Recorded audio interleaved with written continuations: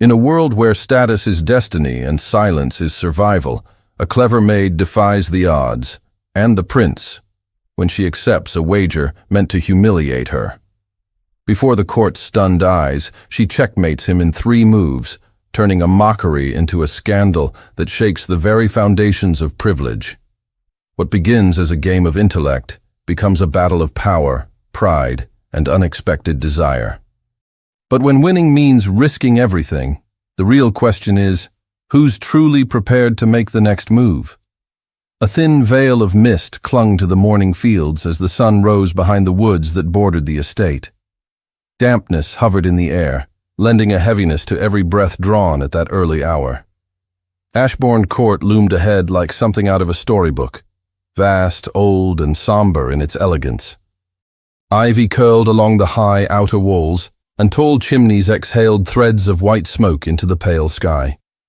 Evelyn Hargrave stepped down from the back of the hay cart, with a wool bundle tucked beneath her arm and mud on the hem of her skirts. She had walked most of the last mile after the wheel had buckled near the lane, but she didn't complain. Instead, she stared up at the massive stone facade of the estate, its grand windows gleaming faintly in the misty light, and inhaled the quiet weight of her decision. It had taken her weeks to reach this place from her village near the coast, but she had arrived without ceremony, unnoticed and unremarked upon, exactly as a scullery maid ought to. The servants' entrance was narrow and hidden behind the western wing, where deliveries were brought in through thick oak doors. A boy opened it halfway and blinked at her with the pale, skeptical eyes of one too young to be suspicious and too old to be impressed. "You the new one from Whitstable?" he asked, squinting at her bundle. She nodded. "Well, come in before cook thinks you've run off." The kitchen was sweltering. Great iron pots hung from ceiling hooks, and the fire roared at both hearths. Trays of bread dough were being shaped into loaves by fast-moving hands, while 2 girls scrubbed vegetables at the basin. Every movement had the rhythm of routine, as though each person knew not just what to do, but how to vanish the moment they were no longer needed. Evelyn remained silent, standing just inside the door until Mrs. Pembridge turned from the chopping table. The head cook was a wide woman with short arms and long authority. She gave Evelyn a brief inspection, then nodded without warmth. "You'll start on root vegetables and kitchen floors. Don't speak unless spoken to. Don't look up when the family's about, and for God's sake, don't faint in the scullery. If you do, I'll have you mopping with your eyelashes." The girls laughed. Evelyn didn't. She only nodded and tucked her bundle into the corner. It took hours to understand the rhythm of the kitchen. Orders came not in full sentences, but gestures and glares. By noon, Evelyn's arms ached from lifting sacks of flour, and her fingers were raw from peeling. She worked in near silence, watching everything. How the footmen swept in and out of the butler's pantry like clockwork. How the scullions disappeared behind the wine cellar door and emerged reeking of vinegar and dust. How the cook's assistant had bruises on her wrists and a ring of ink around her thumb. She kept her questions to herself. Later that evening, after the staff supper and the kitchen had grown quiet, Evelyn wandered the back corridors under the pretense of searching for a misplaced pail. The passageways twisted like arteries through the heart of the estate, and if one paid attention, there were ways to move unseen. At the end of a narrow hall behind the laundry chamber, she found a panel of wood slightly bowed from the wall. She pressed her palm against it. It gave with a slow creak. Beyond was a narrow stair, unlit and steep, winding up into darkness. She climbed carefully, hand on the wall, until she emerged behind a heavy velvet curtain. The air was cooler here, and scented faintly of leather and candle wax. She pushed the fabric aside, and stepped into the old wing of the library. It was not the main reading room, which she had glimpsed once through the service door. This space was older, tucked into the west tower, with high windows and deep alcoves shadowed by thick drapes. Books lined every wall, some crumbling at the spine, others locked behind glass. A long table stood near the hearth, covered in dust but undisturbed. Evelyn stepped closer. Her breath caught. There, in the center, sat a carved chessboard, its pieces arranged in mid-game, as though someone had risen mid-thought and never returned. She brushed her fingers along the edge. The king was ivory, the queen onyx. The board had been played deep into a match, but there was no telling who had the upper hand. She didn't touch the pieces. Not yet. Instead, she found a nearby volume, The Art of War, its leather worn soft with age, and began to read by the faint evening light, standing so as not to disturb the dust on the chair. Time slipped past unnoticed until the bells chimed midnight from the distant chapel tower. In the days that followed, Evelyn returned to the secret library each night after the kitchens had quieted. She lit no candles, relying instead on the moonlight from the high windows. She read quickly, never taking more than one volume at a time, and always returning it to its precise place. But it was the chessboard that drew her most. After 3 visits, she gave in and moved one piece. Just one. A knight. She placed it cleanly in the center of the board, in the position where it could threaten both the queen and the rook. By the 5th visit, she played full games in her mind, eyes closed, breathing slow, her hands hovering over the carved ivory like a pianist's over a clavier. It wasn't indulgence, it was survival. The only part of her life untouched by command or expectation. Then the rhythm of the household shifted. Whispers ran like a draft under the doors. The prince was returning. Not just a duke or a noble cousin, but the Prince of Merrow, William Ashcombe, nephew to the king, rumored to be as brilliant as he was cold, and soon to reside at Ashbourne Court for the length of the summer. Servants rushed to prepare the guest chambers in the eastern wing, and linen maids carried bolts of white muslin up and down the halls. Fresh fires were lit, dust beaten from every carpet, and with every order the air tightened. Evelyn said nothing. She worked harder than ever, her eyes low, her ears open. The older maids exchanged nervous glances. The younger ones giggled behind their aprons, until they were caught and silenced by a single glare from Mrs. Pembridge. "You'll not so much as breathe in his direction, let alone look him in the eye," the cook barked. "He's not here for the likes of you." On the morning of his arrival, a carriage the color of slate turned the bend in the drive. Evelyn stood in the corridor outside the scullery, her hand still dusted with flour, and watched through the lattice of a narrow side window. The horses were pure black. The driver wore livery. The footman leapt down to open the door, and then the prince stepped out. He was tall, with fair hair cut close at the nape and shoulders straight beneath a navy coat tailored within an inch of its life. His boots shone. His gloves were white. The morning light caught his profile, austere, composed, indifferent. He moved like a man accustomed to being watched, and accustomed, too, to pretending he did not notice. Evelyn turned away too quickly, and her foot caught on the uneven edge of the stair. She pitched forward, straight into the stone wall of someone coming around the corner. She looked up, into the face of the prince himself. The impact wasn't violent, but it left Evelyn breathless all the same. Her shoulder struck a firm chest, and for one suspended second, her weight was steadied by a hand at her arm, gloved, large, and entirely at odds with everything she was supposed to touch. The scent of him reached her first, soap, leather, and the faintest trace of wood smoke. She blinked up into the face of Prince William Ashcombe. He wasn't frowning, but he wasn't smiling either. His expression hovered in a space between surprise and calculation, as if his mind were already categorizing her, labeling the encounter, deciding whether to forget it or turn it into something more consequential. His gaze swept across her features with unsettling precision. Then his hand fell away. She stepped back at once, head lowered, heart thudding like a dropped kettle. "Forgive me, Your Highness," she murmured, unable to summon more than the words expected of her. He said nothing. Only silence. Then he walked past her without a word, the sound of his boots a crisp echo against the flagstone floor. Evelyn stood still until he disappeared around the bend, and even then she didn't move until the faint click of the east wing door assured her she was alone. Heat pulsed in her cheeks as she exhaled shakily and turned toward the kitchen.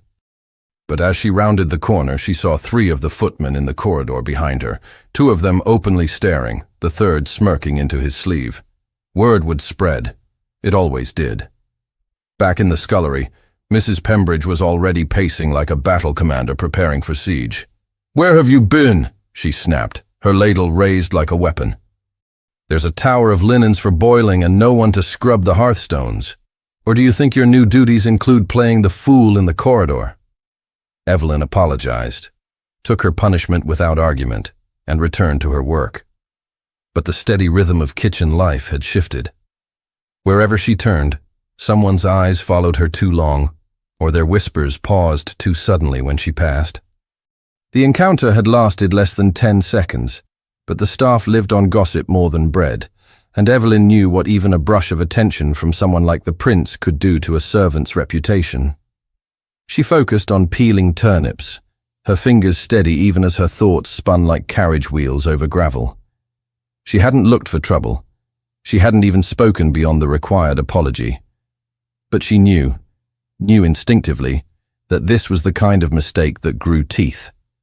2 nights later, after the household had gone quiet and the wine had stopped flowing in the parlor above, Evelyn returned to the unused library wing.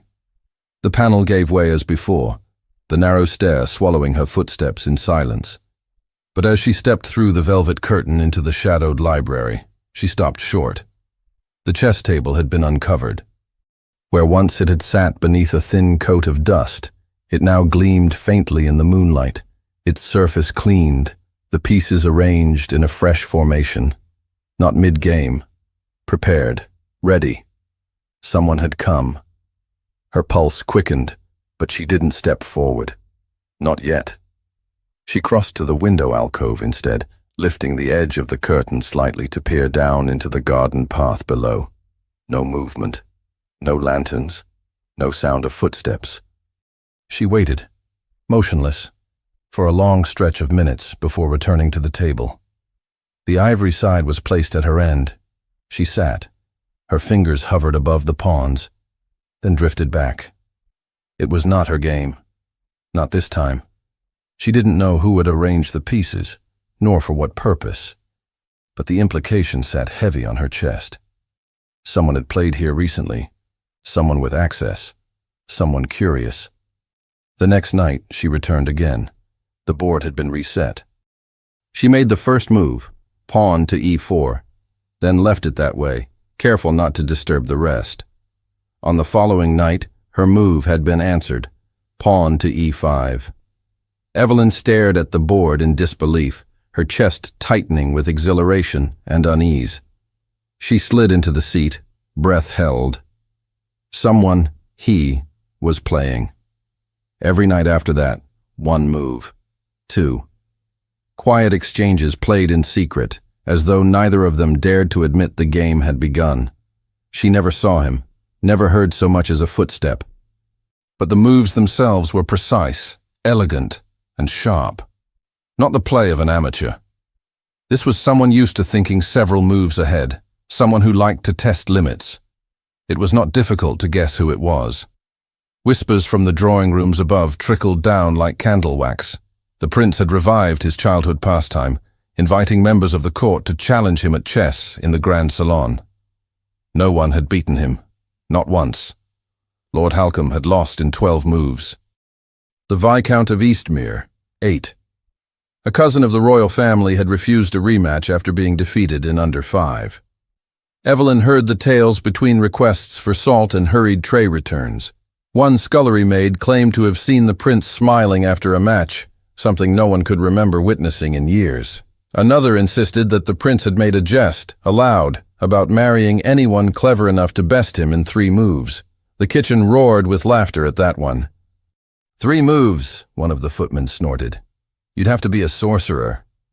That night, Evelyn sat at the library chessboard, staring down at the pieces with narrowed eyes. The game in progress was no longer playful. It was competitive, calculated. His style was aggressive now, as though testing her reach, daring her to make a mistake. She didn't. She had spent half her childhood playing with her father, who had once taught noble boys who learned quickly, but never thoroughly. Evelyn had learned from him not just how to win, but how to see the board as something more than strategy, to see it as intention, personality, conflict, honor. The chessboard had no titles, no uniforms. It asked no questions of one's birth. And in that silence, Evelyn found power. On the fourth night of that sharpened exchange, she left the library late and nearly collided with a footman at the end of the corridor. He had no reason to be there. His eyes flicked from her face to the hidden stair behind her, and then to the chessboard, visible through the heavy curtains. He didn't say a word, but the next morning, the household woke to a summons. All servants were to report to the main hall. At once. Evelyn arrived with the others, her hair hastily tied, her apron still bearing faint flour marks. They stood in rows, silent, eyes forward as the steward paced down the line. Then came the soft, deliberate sound of boots against marble. Prince William entered the hall. He was dressed in a dark coat and riding boots, no cravat, his hair swept back from his forehead. He moved with purpose, but not anger. He stepped in front of the assembled staff and looked over them, his expression unreadable. Then with slow clarity he asked the question. "Which one of you," he said, voice smooth and quiet, "has been using my chessboard?" The air in the great hall thickened with silence. It wasn't the comfortable hush of early morning, nor the sleepy quiet of a household at rest. This silence was charged, suspended, waiting, tense. The rows of servants stood like pews in a chapel, heads slightly bowed, not a breath wasted on speculation. Evelyn kept her chin low, her eyes fixed on the spot between her shoes. Her pulse pressed against the base of her throat. Prince William's gaze swept over the assembly. He stood near the hearth, tall and calm, his gloved hands resting behind his back. There was no fury in his tone, no raised voice, only the sharpness of a challenge wrapped in civility. "No one," he said again, with a tilt of his head. "Not even the one who bested me 2 nights ago with an unorthodox queen's sacrifice." A murmur stirred, low and startled. Someone shifted. Evelyn didn't move. She knew the risk. Not just punishment, not just dismissal. The moment her name was spoken, by herself or another, her fate would no longer be her own. The prince turned slightly. "I should clarify," he continued, addressing the servants as if they were a classroom of children. "I'm not looking for confessions. I'm issuing an invitation." Now every eye was raised. "I will host a game tonight," he said. "Here, in front of the court. Anyone who believes they can defeat me may come forward. But I should warn you, there is only one prize." His voice shifted, cool, amused. "Should you win, I shall marry you." Gasps fluttered like birds in a cage. A few chuckles from the nobleman behind him. The chamberlain lowered his head as though this were beneath royal dignity. But Prince William smiled faintly and continued. "Of course," he added, "there will only be one match, and I doubt the mystery player will dare step forward." He paused just long enough. Evelyn could feel the weight of every glance, every doubt, the sharp rise of blood behind her ears. This wasn't just provocation. It was spectacle. Then, before she could second-guess it, her hand moved. She stepped out of the line. It wasn't a grand gesture. She didn't lift her chin or announce her name. She only moved forward, quietly and with purpose, until she stood halfway between the servants and the prince, a single figure against the hush. Every breath in the room seemed to pause. The prince turned his gaze to her. His expression didn't change. If he recognized her from the corridor days before, he gave no sign. He only studied her, carefully, thoroughly, as he had done during their accidental meeting. His eyes traveled from her worn shoes to her plain apron, then to her face. And when he met her gaze, something flickered, something close to surprise and closer still to satisfaction. He nodded once. "Very well," he said. "Tonight." The servants were dismissed without further instruction, and Evelyn found herself surrounded by whispers. Someone tugged at her sleeve. Cook, perhaps, but she pulled away gently and walked out of the hall in silence. Her knees trembled only when she reached the servants' stairs. By the time she reached the kitchen, chaos had bloomed.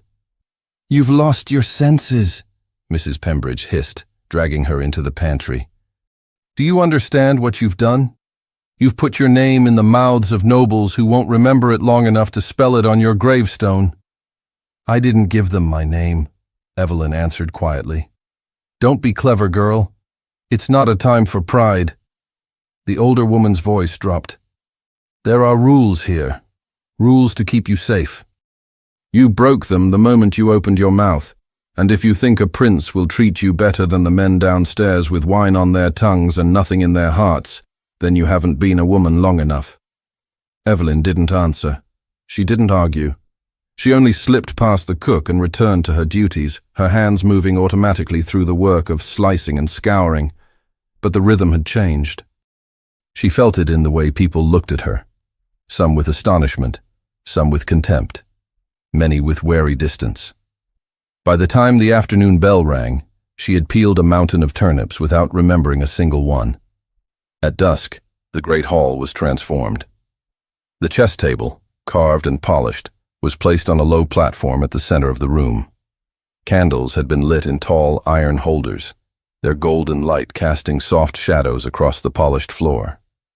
Nobles arrived in murmuring clusters, cloaks pulled close against the evening chill. A few had come only to drink, others to laugh. The Duchess of Wexford seated herself nearest the prince, her fan flicking lazily as if already bored. Evelyn was summoned through the side entrance, escorted by the steward who didn't bother hiding his distaste. "You may speak only if spoken to. When the game ends, you will be dismissed. Leave the room without speaking to anyone." She nodded. She stepped into the light of the great hall to a silence even heavier than before. This time, she felt their eyes not only on her, but through her, as though she were a curious relic unearthed from a long-dead ruin. She met no one's gaze, not even his. The prince was already seated at the table, his coat deep blue, his hair swept back with the studied elegance of someone born to scrutiny. He looked at her for a long moment before motioning to the chair opposite him. She sat. The pieces were arranged, white for her, black for him. It was custom for white to make the first move. She reached out, fingers steady, pawn to e4. A murmur rippled through the crowd. The prince didn't hesitate. Pawn to e5. She didn't pause. Knight to f3. His gaze flicked up, briefly, before he countered with knight to c6. She moved again. Bishop to c4. Another ripple passed through the onlookers. William hesitated. Just a second, just long enough to betray thought. Then, knight to f6. She moved. Knight to g5. The gasp was audible. The classic trap. He recognized it too late. His mouth parted slightly. He leaned forward, scanning the board, verifying the danger. He reached for his knight, then paused, and Evelyn saw it. He knew. She had him. He looked up at her. Not with rage, not even disbelief, with something closer to understanding. Then she moved the queen. Queen to h5, 3 moves. Checkmate. The room fell into stunned silence, broken only by the soft scrape of her chair as she rose to her feet. Every noble in the room had turned to stone. Evelyn didn't look at any of them, not even him. Prince William remained seated. His eyes were still on the board. He didn't move, didn't speak, didn't breathe. And in the long hush that followed, Evelyn turned to leave, only to hear his voice behind her, low and quiet. Wait. The word hung in the air like a thread stretched taut. Evelyn stopped mid-step, her back still to him. A hush rippled through the hall again, though this one sounded more like a collective inhalation. The court, the staff, even the servants lined near the rear wall. They all seemed suspended in time, watching what he would do next. Prince William stood slowly. His chair scraped faintly against the stone floor as he rose, but he made no other sound. When he stepped around the table, his boots barely stirred the air. She turned toward him, finally meeting his gaze. His eyes, clear and sharp, searched her face not with surprise but with something deeper, something unsettled and keen. She couldn't guess what he would say. Perhaps no one could. But he said nothing. Instead, he simply inclined his head in the barest gesture of acknowledgement. And then he walked out. No command, no declaration, no jest, only silence. And that unreadable look, like a man who had seen something he could not explain. The crowd parted for him as he passed. Some watched with confusion. Others followed his retreat with nervous laughter, unsure of whether the game had been a farce or a spectacle. Evelyn remained where she stood, her face composed though her pulse thundered like hooves beneath her skin. No one addressed her. No one offered her a seat or asked her to stay. She returned to the kitchens by the rear corridor, unescorted, the weight of her victory dragging behind her like a train she had never asked to wear. The servants, emboldened now that the court was out of sight, erupted with murmurs and stifled laughter. She could hear it as soon as she pushed through the servants' door. She made him look a fool. 3 moves just like that. The prince, bested by a maid. Mrs. Pembridge stood at the far end of the scullery, arms crossed, her face unreadable. She said nothing as Evelyn passed her, only watched with that same steady gaze she had worn the day Evelyn arrived. Others weren't so reserved. One scullery boy snorted loudly and elbowed his companion. Another stared outright. Evelyn said nothing.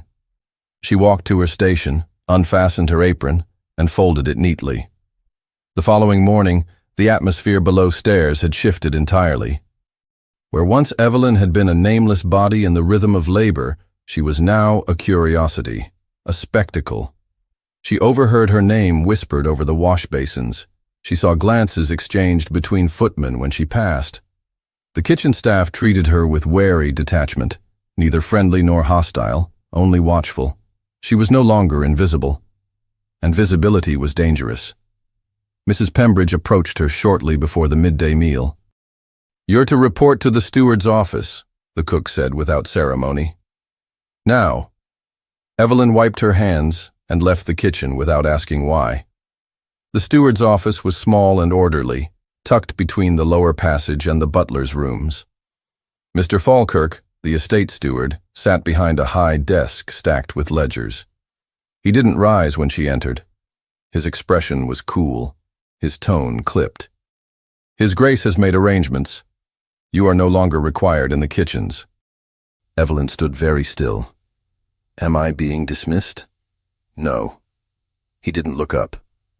"You've been reassigned." At the Duchess's request. Her brows lifted slightly. "What assignment?" "You will assist the library clerk until further notice. You are to keep records, organize volumes, and prepare correspondence as needed. You are not to leave the upper floor without permission, and you will not speak of last night's events with anyone. Is that clear?" She nodded. "You begin immediately." It wasn't a reward. It was a containment. The library clerk was an elderly man with a stiff leg and a habit of muttering titles under his breath. He didn't speak to her except to issue instructions. She obeyed without question. The library, unlike the kitchens, was quiet, predictable, safe in its way. No one shouted. No one touched her. She spent the day organizing archives and making lists of titles recently borrowed by the court's guests. She didn't see the prince. Not once. For 5 days she worked in silence. No letters came. No messages. No summons. But tension hung over the house like a gathering storm. She could feel it in the way conversations stopped when she entered a room, or how the noblewomen who visited the library whispered behind gloved hands and smiled too sharply. A few asked her directly, "You're the one who played the prince, aren't you?" One even added, "What a charming trick.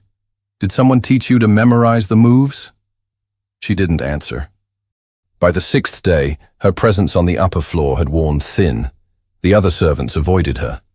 The court treated her as a novelty, and the prince, if he even remembered her, had vanished into his own silence. It wasn't the victory that marked her. It was the audacity. That evening, while shelving a series of military histories, Evelyn caught sight of a movement in the west corridor window. A flicker of green velvet, a familiar silhouette. The Duchess of Wexford. A name known across Kent, and a presence that chilled every room she entered. Later, as the library emptied and the hour grew late, Evelyn lingered in the alcove, organizing the last stack of volumes. The moon had risen behind the trees outside, casting a silvery glow across the carved reading tables. The air was cool and still. She returned to the chessboard. The old board, tucked in the alcove behind the curtain, sat untouched. No pieces moved. No trace of him remained. She reached out and lifted a pawn, just to feel the weight of it again. Smooth ivory, cool from the air. Then, footsteps. She froze, still holding the piece. A quiet rustle of silk. A sharp scent of rose oil. The curtain parted. The Duchess of Wexford stood there, flanked by a maid and a footman. Her expression was carved from ice, her gaze sharp enough to slice through skin. She stepped into the room and said, "Remove yourself from His Grace's library, at once." The words struck like a blade across the skin. Evelyn set the pawn down with care, her fingers uncurling from the smooth ivory as though letting go of something far heavier. She turned slowly. The Duchess was not a woman who tolerated hesitation. And even now, standing in a room where silence was sacred and dust motes floated like forgotten thoughts, she carried the force of a thunderclap. The Duchess of Wexford's gown shimmered green in the candlelight, its sleeves trimmed with jet beads that glimmered like stones pulled from the depths of the sea. Her hands, gloved in forest satin, were folded neatly at her waist, though her posture needed no reinforcement. She did not advance. She did not need to. Her very presence summoned the weight of the court behind her. "I said remove yourself," she repeated, each word a note of finality. Evelyn straightened. She didn't bow. She didn't speak. She merely stepped from behind the table, her steps quiet against the carpeted floor. The chessboard remained behind her, untouched, the game unplayed. Her palms were damp, though the air had grown cold, and every muscle in her body urged her to flee, not from danger, but from humiliation. But the Duchess wasn't finished.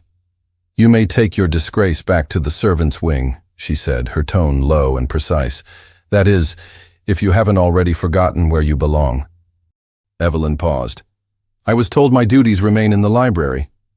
"They did," the Duchess replied, "until this evening." A tightness gripped Evelyn's chest. She didn't ask why. She already knew. The Duchess stepped closer, stopping just before the edge of the rug. "His Highness has been silent long enough," she said. "You've had your moment. You've embarrassed him, whether intentionally or not, and now you will make yourself scarce. This house is not a stage for your cleverness." Evelyn's hands curled at her sides, not from defiance, but from the ache of being reminded, again, how quickly a woman could be erased when she no longer amused the people who held power. The Duchess turned with regal finality and swept from the room, her maid and footman trailing behind like shadows. The silence returned, but it was no longer peaceful. It carried the hollow sound of absence, of opportunity withdrawn, of doors being closed without echo. Evelyn walked back to her small room near the servants' stairwell. No one stopped her. No one looked up. Her new clothing had not yet come, just a single black wool dress slightly better than the coarse kitchen frocks. She peeled it off slowly, folding it with care as though preserving something that might not return. Sleep was difficult to summon. The mattress was thin, and the air sharp with autumn's bite. Her thoughts churned in slow, relentless circles, not with self-pity, but with calculation. She had been given a taste of elevation, a rare view of what lay beyond her place, and now it had been snatched back before she'd even stepped fully into it. The next morning, no official notice came, but her instructions were delivered plainly by a housemaid. returned to kitchen duty under Mrs. Pembridge's supervision. Her reassignment needed no parchment, no signature. The Duchess's word was enough. Evelyn complied. She resumed her duties without complaint, peeling, sweeping, scouring. Her hands ached by midday, and her back throbbed by nightfall. But worse than the labor was the return of invisibility, the shifting eyes, the sudden silences when she entered a room. To most, she had become a cautionary tale, a clever girl who had mistaken a moment of attention for a future. But not everyone forgot. The younger servants still looked at her with glimmers of awe, as if she had walked with dragons and returned unburned. And above all, there was the quiet awareness that the prince himself had not spoken. Not to defend her, not to dismiss her, not to acknowledge her at all. On the 7th night, Evelyn returned from the cellar with a sack of barley and paused at the foot of the stairs. A folded square of paper rested on the top step, crisp and new, untouched by foot or dust. She glanced around. The corridor was empty. She climbed slowly, the sack weighing against her shoulder, and picked up the note. No name, no seal. But she recognized the script at once. The letter was brief. Just 6 words. 1 rematch. Midnight. Do not be late. Evelyn stared at the page. The handwriting was strong, precise, as it had been on the only other note she'd ever seen from him. She reread it twice, then tucked it into the bodice of her dress, her breath catching on the edges of uncertainty. The household was quieter than usual that night. Rain had begun to fall in slow, steady drops across the rooftop, muffling footsteps and washing the world in a silver hush. Evelyn dressed plainly, tying her hair back, slipping on her softest shoes. She carried no candle. The path to the library was etched into her memory now. The servant's stair groaned beneath her feet, but no one stirred. She passed the curtained alcove and pushed open the panel to the library. He was already there. The prince stood near the fireplace, the flames casting soft gold over his features. His coat had been discarded, and his sleeves were rolled, revealing forearms marked with faint creases of effort, not fashion. He turned at the sound of her entrance. He said nothing. She approached without speaking, letting the door shut behind her. The chessboard was set again. This time, a new arrangement. An open game. She sat across from him. No court, no audience. Only them. They played. The opening was cautious, thoughtful. No traps, no provocations. She noticed the shift in his play immediately. Less aggressive, more exploratory. As though he were studying not just the board, but her. Move after move, the rhythm unfolded. He narrowed his eyes when she sacrificed a rook to isolate his knight. She watched the way his mouth twitched at the corner, an unconscious signal of surprise. There was no time for conversation, no space for questions. But the silence between them was no longer brittle. It stretched, warm and tense, like a breath held too long. At the midpoint of the game, he paused before making a move. Then, slowly, he reached across the board and brushed her hand. It wasn't accidental. His fingers closed lightly over hers, not possessive, but still. Waiting. She froze.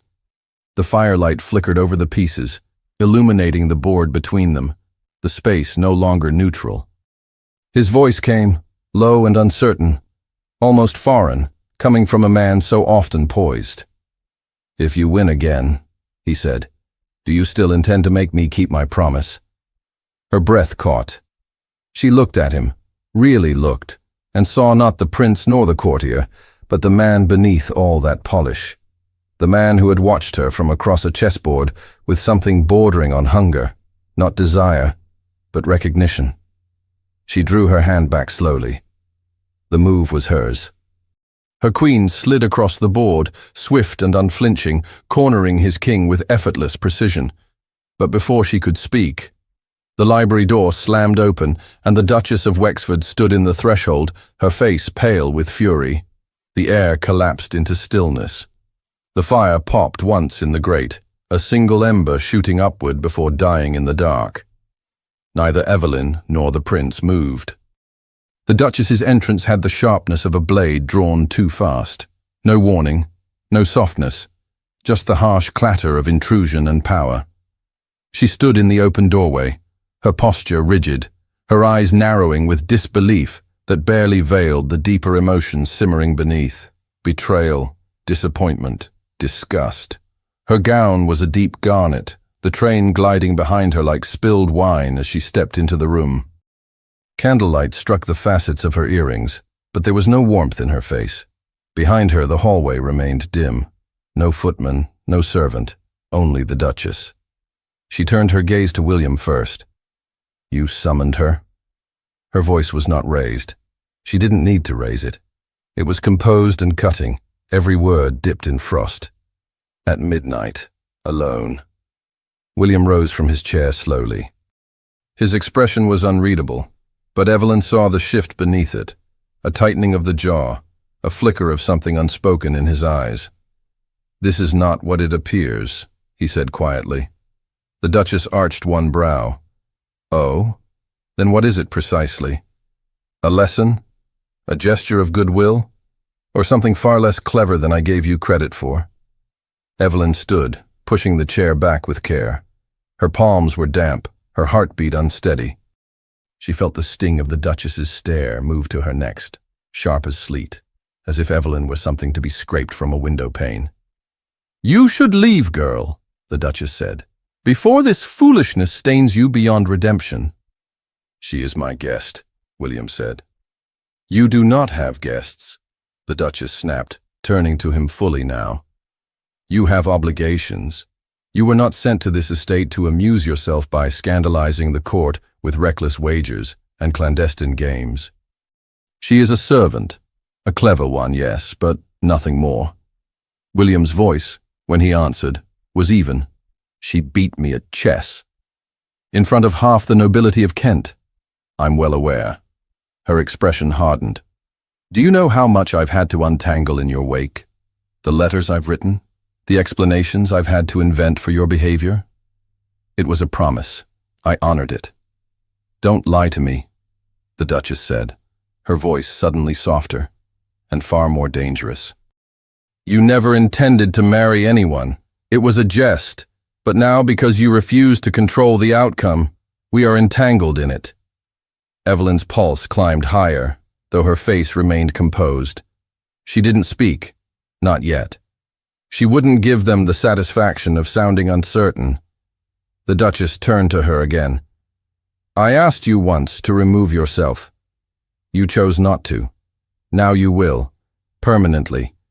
You will return to your village or be placed in service, far from this estate. And you will never again speak of what occurred here." "She is not to be dismissed," William said. The Duchess turned on him. "You will not interfere." His jaw tightened. "I already have." Their eyes locked across the firelit space, the tension between them stretching taut as piano wire. The flames cracked softly in the hearth, but neither seemed to hear it. "I gave you freedom," the Duchess said after a moment, her voice calmer but no less icy. "Too much of it, clearly. But I will not allow you to drag this family's name through scandal because you find a kitchen maid's intellect thrilling. Do you know how many women of rank have been offered to you? How many alliances could be strengthened through your marriage?" "I'm aware," William replied. "And yet you risk it all. For her." Her voice twisted the last word, turning it into something contemptuous. Evelyn stepped forward. Her hands were cold now, and she clasped them to keep from shaking. "I didn't ask to be summoned," she said. "Nor did I ask to be wagered." The Duchess looked at her with a kind of slow, deliberate disdain. "No, I imagine you didn't, but you played anyway. You walked into a world that wasn't yours. And now you will walk out of it." "She has done nothing wrong," William said sharply. "She made you a fool," the Duchess returned. "She made me feel," he replied, more quietly. The silence that followed was heavier than anything that had come before. Evelyn stared at him. The words had landed like a stone in a pond, the ripples traveling outward, first to her, then to the Duchess, and beneath it all, a thrum of recognition. William had spoken not as a prince, not as a noble, but as a man who had just begun to see the world differently. The Duchess exhaled, as though the entire room exhausted her. She straightened. "I will not argue with you in front of her. You already have." A long, strained pause. Then the Duchess turned to Evelyn, her voice composed once again. "Collect your belongings. You'll be sent away in the morning. I'll see to it myself." "I won't go," Evelyn said, surprising herself with the steadiness of her tone. "You will, if you wish to keep your reputation intact. What little of it remains." "There's nothing left to ruin," Evelyn said. "Not for someone like me." The Duchess's mouth tightened. She took a step forward, and for the first time, Evelyn met her eyes fully. "I will not be silenced," Evelyn said, "and I will not be erased." The Duchess didn't reply. She turned on her heel and walked out of the room, her skirts sweeping behind her like the wake of a departing ship. The door closed with a dull, final thud. Evelyn stood there, her breath uneven. Her hands were still clenched. William hadn't moved. She turned to him. "She's going to force me out. I know. She won't stop until I'm gone." His voice was very low.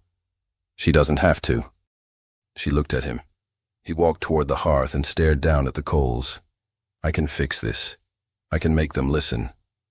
You didn't speak for me when they laughed, when they stripped me of my place, when they reassigned me." "I know." The fire shifted again. Shadows danced across the floor. "I should have," he said. She stepped toward him, the chessboard between them. The fire lit the carved pieces, the king's shadow falling long across the squares. But before she could speak, footsteps thundered down the corridor.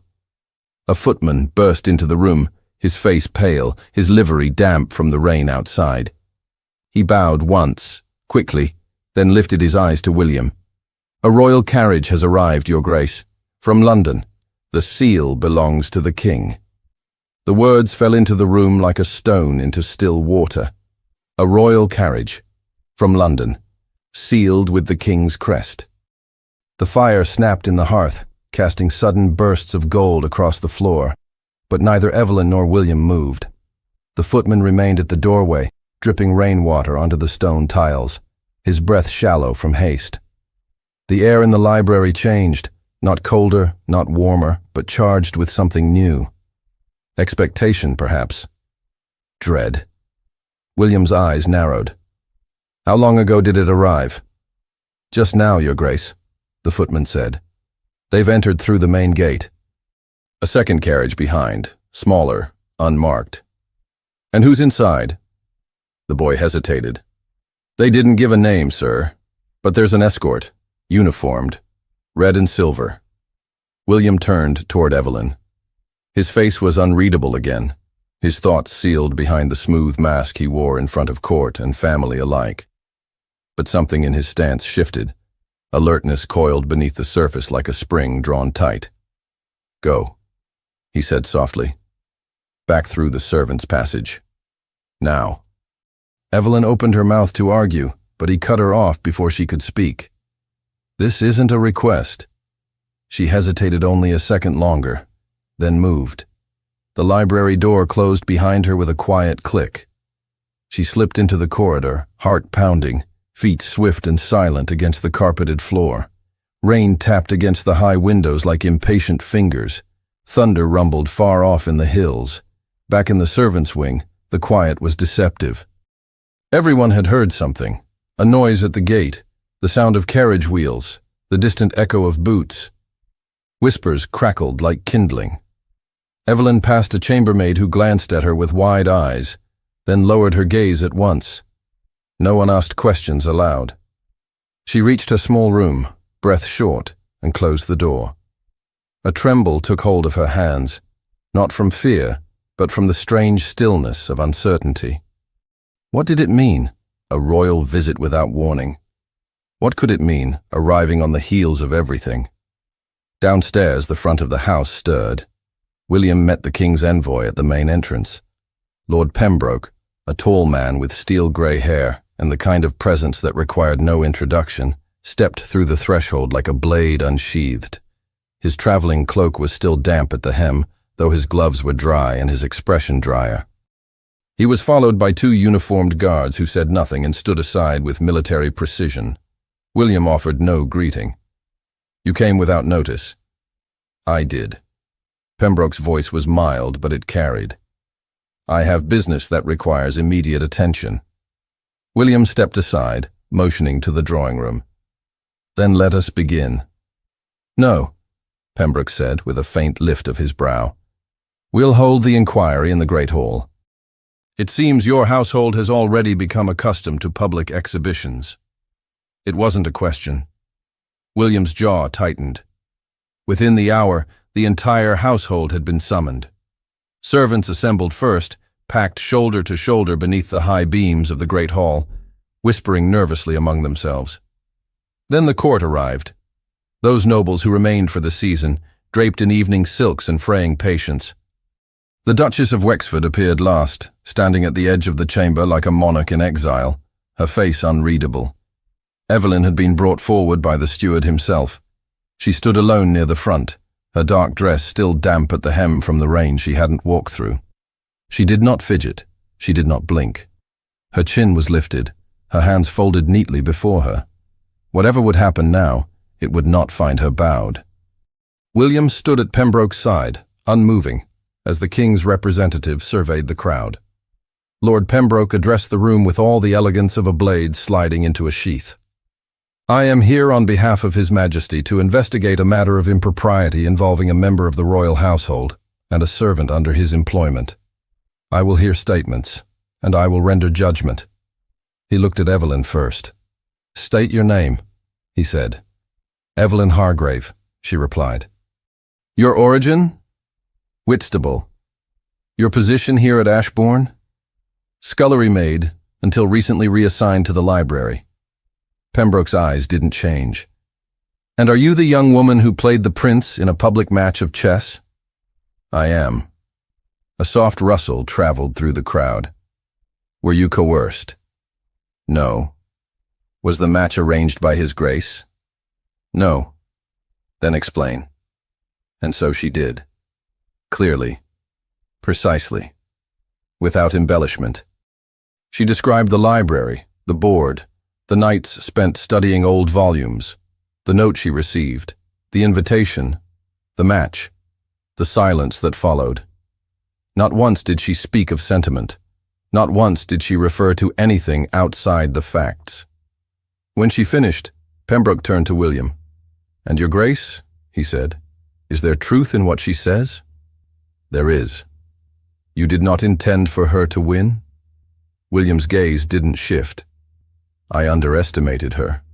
That was my error, not hers." "And the offer of marriage?" "I made it in jest," William said, "in poor taste." Another murmur moved across the chamber, louder this time. "And yet," Pembroke said, "you've made no effort to revoke the promise, nor to honor it." William's voice dropped slightly. "Because I hadn't decided which would be more dishonorable." Pembroke studied him, the silence stretching long and tight. Then he turned to the crowd. "No crime has been committed," he said. "No breach of law nor violation of conduct as pertains to His Majesty's direct governance. However," and now his tone cooled, "the court of public opinion is not so easily placated. Rumors have reached London. Your guests spread tales. There are questions being asked, and His Majesty expects answers." He paused, letting the weight of his words settle over the room like dust. "There are two courses of action. Either the lady departs this household with compensation and discretion, or the Prince of Merrow makes his intentions formally known before Parliament." A gasp rose from somewhere in the hall. Evelyn didn't flinch. She stood as though carved from stone. Pembroke turned back to her. "You have a choice. Accept a patronage, funds, safe placement, distance, or remain here and face the consequences of court scrutiny." Her voice, when it came, was steady. "And what of my say in any of this?" "You've had more voice than most," Pembroke said. Not unkindly, just plainly. Now use it wisely. She looked at William. He didn't move, but his eyes said everything. Don't speak yet. Not here. Not in front of them. Pembroke gave her a nod. You may consider your decision. I'll expect your answer before tomorrow's departure. He turned toward the steward, preparing to issue the next command. But then the chamberlain stepped forward, a sealed letter in hand. Pembroke took it without ceremony, broke the wax, and read. His brows lowered. Then he looked up. This changes matters, he said. And in the next moment, he added, The Marchioness of Grenville has intervened. The words left the great hall stunned. The Marchioness of Grenville. Even among the most socially insular nobility, her name was known, spoken with a kind of cautious admiration, the way one might speak of a storm that nourished the land while tearing trees from the earth. She was rich, widowed, and independent. More importantly, she had influence that couldn't be silenced, and taste that defied convention. Lord Pembroke's eyes moved over the page once more before he lifted his gaze and addressed the assembly. The Marchioness has extended an offer of protection and patronage to Miss Hargrave, effective immediately. She considers the young lady's intellect worthy of refinement and purpose. She has invited her to reside at her house in London, under her guidance and discretion. The Duchess's fan, which had remained motionless through the inquiry, flicked open sharply. Whispers surged through the court like the first swell of a tide. Some with astonishment, others with barely restrained disdain. Patronage for a servant girl, unprecedented, scandalous even. But from the Marchioness it became something else, a possible fashion, a statement, an endorsement of intellect over birthright. Pembroke turned his gaze to Evelyn. The offer remains yours to accept or decline. The Marchioness's letter states she will not compel, but she advises the wisdom of accepting protection before this. Narrative takes a shape neither of you can manage. Evelyn said nothing. She kept her chin high, though her thoughts swirled faster than she could grasp. She had never met the Marchioness, never even seen her in person. But she had read of her, more than once, in the books that mentioned society's odd women, those with wit sharper than their silk gowns and more autonomy than was deemed proper. She had once funded a school. She had once refused a duke's proposal in favor of building a library. And now, she was offering Evelyn a place in her world.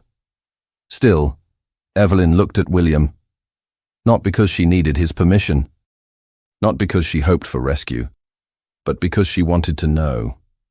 Did he understand now? Did he regret staying silent? His face revealed nothing, yet his gaze did not leave hers. And when Pembroke turned to him, the room followed. Your Grace, the envoy said, have you anything to add? William stepped forward. No, he said, nothing to add, but something to correct. The pause he left after the words was deliberate. His voice remained quiet, but it cut through the murmurs like a sharp edge. This situation was never about scandal or politics. It was about arrogance, mine. I made a jest, a public one. I wagered something I had no right to place on a table, and I was defeated, not by trickery, not by manipulation, but by ability. He turned to Evelyn, his jaw tense. I owe her more than silence. The court stilled. I cannot offer her the life she deserves, not without consequence. But I will not pretend this was meaningless, or that she is. No one spoke.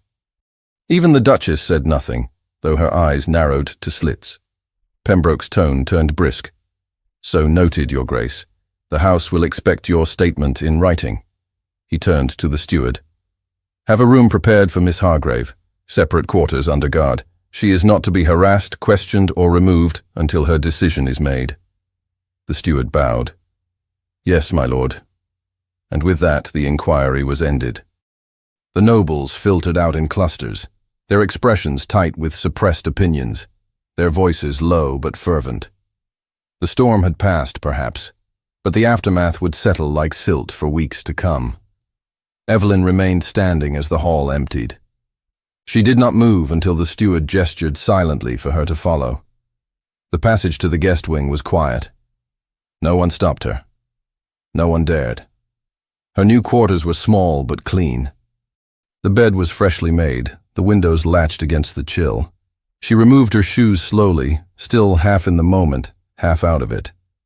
There was no mirror in the room, but she felt the full weight of scrutiny on her skin as if it lingered like soot. A knock came at the door. She opened it. The maid standing outside held a folded letter on a silver tray.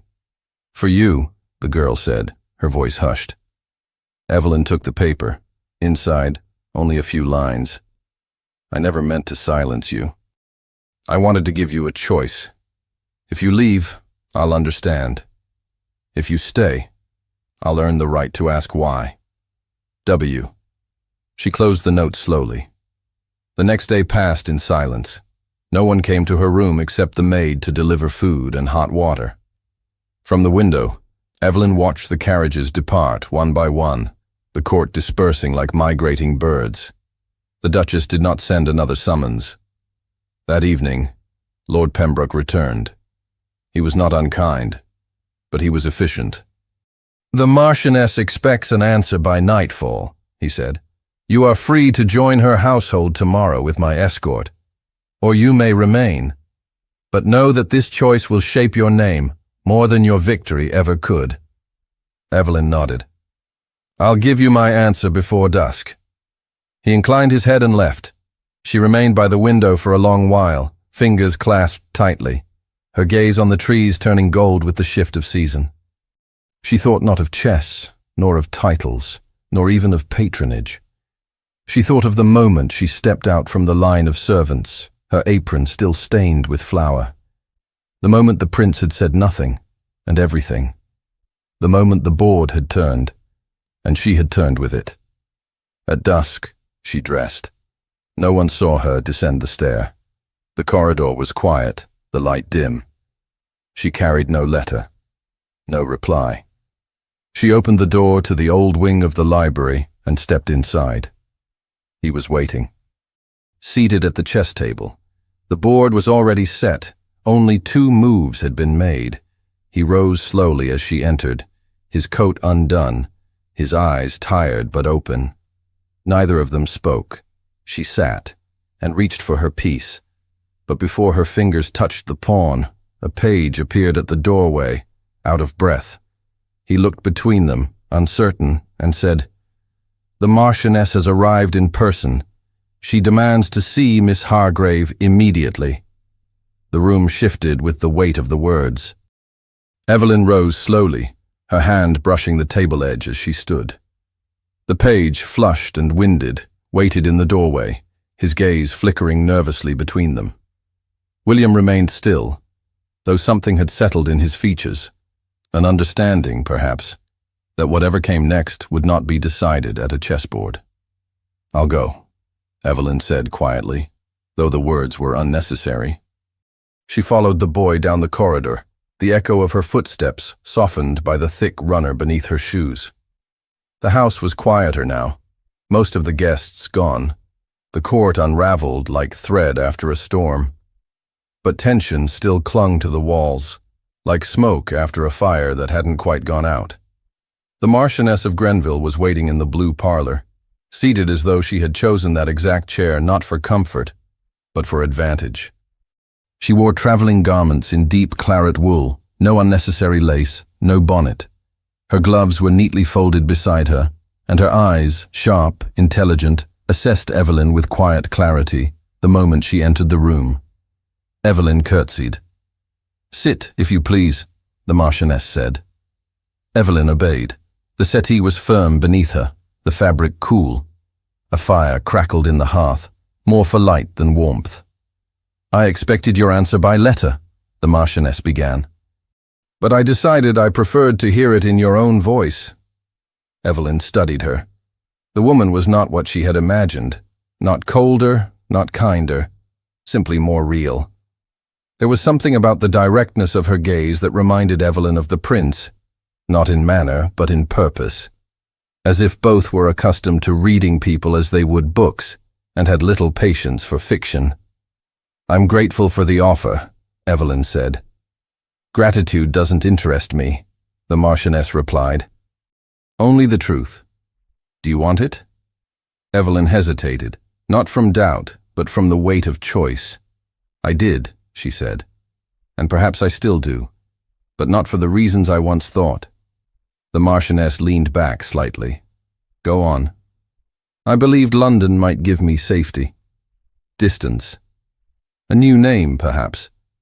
But it wouldn't change what happened here. It wouldn't change what I did. And I think I'd rather carry that than bury it. The Marchioness's eyes narrowed, though not in displeasure. You've grown sharper in only a few days. Pressure does that, Evelyn murmured. There was a long pause.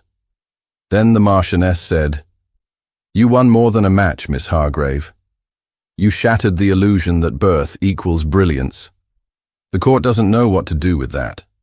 They'll gossip for weeks, but eventually, they'll remember you as a curiosity, unless you choose to become something more. I don't want to be remembered for beating a prince, Evelyn said. No, the Marchioness agreed. You want to be remembered for being worth beating. A silence passed between them. It wasn't uncomfortable. I won't withdraw the offer, she said at last. But I will say this. Don't refuse it because of loyalty, or worse, guilt. I'm not. Good. Because London isn't salvation, my dear. It's a game of its own, and far more ruthless. I don't mind the game, Evelyn said, but I'd like to choose when to play. The Marchioness's mouth lifted in the smallest, rarest smile. I'll remain a few days at the vicarage, she said, rising. If you decide to come with me, send word. Otherwise, I wish you well. You don't need my name to define your worth. Evelyn stood. Thank you. The Marchioness gave a single nod. She turned and left with quiet efficiency, her boots tapping lightly across the marble. There was no lingering, no ceremony. Evelyn remained in the room after she was gone. Later that evening, the household dimmed with early dusk. The corridors were quieter than usual. Only a few servants passed her, eyes lowered, expressions subdued. The rain had stopped, but the windows still wore streaks of its passing, like pale reminders of the night before. She went to the library again. This time, William wasn't there. The board remained where they'd left it. 2 opening moves, nothing more. A conversation half begun. Evelyn sat down, letting her fingers drift over the carved ivory. Not to move, not to play, just to remember. Not long after, she returned to her guest quarters. There was a knock. William stood in the hallway, coatless, his collar slightly loosened. For once, he looked like a man who had stopped performing, not because he'd been unmasked, but because he had chosen to set it aside. May I come in? She stepped aside. He entered and waited for the door to close. I thought you might leave, he said. I considered it. He nodded. I would have understood. I know. He looked around the room once, as though noting the simplicity of it, then turned back to her. I made a mess of this. Only part of it. His lips twitched. You're generous. I'm honest. Another pause. I said once I would marry anyone who could beat me in 3 moves, he said. I suppose the world is waiting to see if I meant it. They are, she agreed. And what would you say, he asked, his voice quieter now, if I said I wanted to keep the promise? She looked at him for a long moment. I'd say don't offer your name because I won a game, she said. Offer it because you see me clearly. And because I've already decided I won't belong to anyone who didn't learn to respect me first. His shoulders eased slightly, though his eyes remained searching. And have I? She stepped forward, not touching him, just near enough. Not entirely. But you've begun, he exhaled. It wasn't a declaration. It wasn't an ending. It was a truth suspended in possibility. He reached into his pocket and unfolded a sheet of paper. It was a chess problem. 3 moves to checkmate. He handed it to her. I don't expect an answer now, he said. Just consider your next move. She took the page, her fingers brushing his for a breath. And as he turned to leave, she said, "You're not the only one still learning the rules." He smiled, genuine, rare, and left her in the quiet, with the puzzle in her hand and the warmth of something unfinished, waiting to unfold. The next morning brought a softness to the estate, a hush that seemed to settle across the lawns and stone corridors, as if the house itself were catching its breath. Autumn sunlight filtered through the high windows, warmer than expected, turning the pale stone walls of Ashbourne Court to honey. Evelyn stepped out into the fresh air before breakfast, her shoes damp with dew, her cloak pulled loosely over her shoulders. She walked the gravel path near the old orchard, following it down past the line of clipped hedges and toward the east garden wall. The quiet suited her. For the first time in days, no weeks, there were no eyes on her, no expectations pressing at her back. There was only the clean scent of earth and late roses, and the gentle rustle of wind through half-yellowed trees. Her fingers tightened around the paper in her hand. The prince's chess problem. She hadn't slept much the night before, not from unrest, but from thought. Pages of it, layered over one another in her mind. The game, the wager, the choices left in its wake. And the simple fact that she could now choose her own ending, whether or not the court, or the prince, approved. She sat beneath the arbor near the sundial, unfolded the page, and traced the familiar black and white arrangement with her gaze. It was a clever puzzle, she would admit that. Not difficult, but elegant. Every piece had purpose, no wasted motion, just 3 moves to victory, if one knew where to look. She smiled. He was asking the question again, only this time in a language they both understood. Later that afternoon, she returned to the library. The old wing. Not the grand reading room where nobles displayed their intellect like ornamentation, but the place where dust still softened the corners and the fire burned low in its grate. The chess table waited. She sat down. Her move came easily. An opening that told him she'd read the puzzle, and more importantly, that she had solved it. William arrived not long after. He came in quietly, as he always did when he wasn't being watched.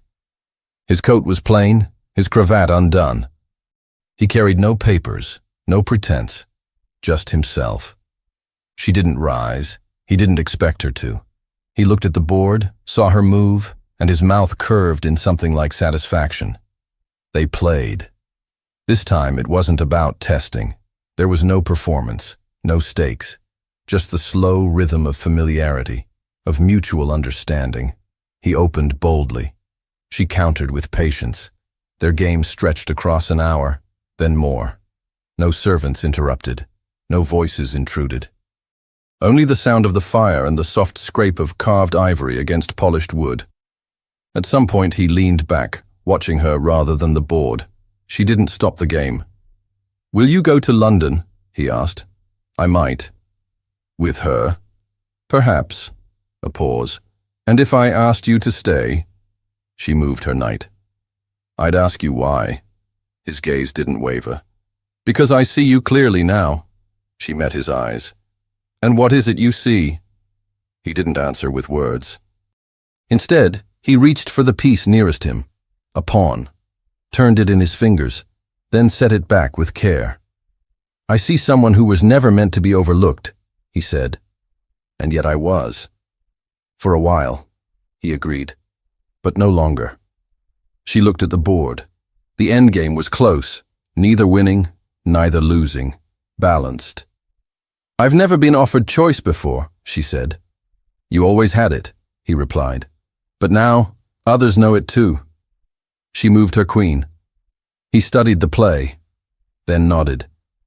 "That's mate in 2, he said softly. She smiled. "Only if you don't stop it." He sat back. "I won't." Another pause, longer this time. "Will you walk with me?" he asked. She hesitated.